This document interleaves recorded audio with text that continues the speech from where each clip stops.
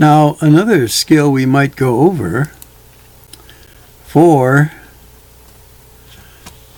Chapter 3 is when we're looking at the graph of a line and trying to pick out the slope of this graph just by looking at the graph. So generally the technique is, and notice this is very thick here, and hopefully we can get a good spot up here, that it seems to be going right there through the line. And if we go over here, looks like just about, let's go to another one. How about right here? Let's go right here.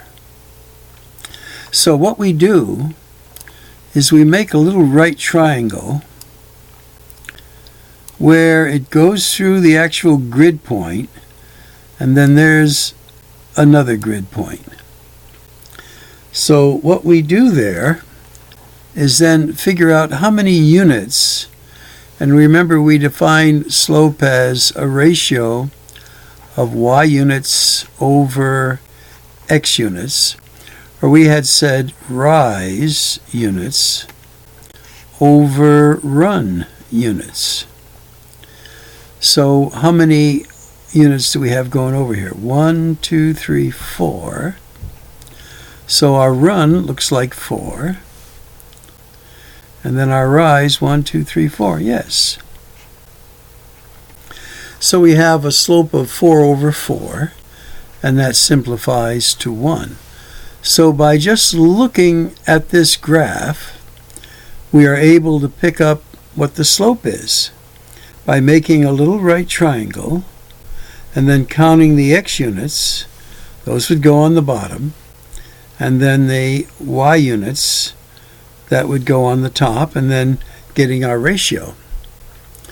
Now we can also find what the equation of that line is if we use our slope-intercept formula, y equals mx plus b, because we now know what our slope is.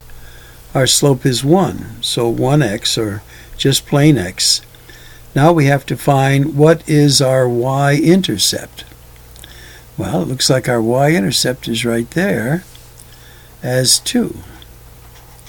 So the equation of this line, just by looking at the graph, is y equals x plus 2. And if we wanted to put that in standard form, we would just transpose that to this side. This would then become a negative x plus y equals 2. This would be in standard form. This would be in slope-intercept. So let's do this one here. I think it's going right there. And if we make a right triangle, we want to see where else it goes through the line. Right there. So now we count our x and y units. So 1, 2, 3, 4, 5, 6, 7, 8. Our x units, 8. And then we're going up 1, 2, 3. Our y units, 3. So the slope of this line is 3/8. And if we wanted to make an equation of this line, it would be y equals our slope, 3/8 x.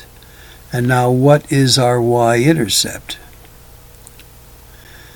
Again, we may be off a little bit, but it's approximately this. It might not be that, but that's close enough. So again, if you had thinner lines, it would be able to do that a little bit more accurately. But with that thick line, it's a little hard. But you see what we've illustrated here. You can pick out your slope just by making a little right triangle. Now, if the line went this way, again, this indicates negative slope. This indicates going this way, positive slope. Okay, a little quick review.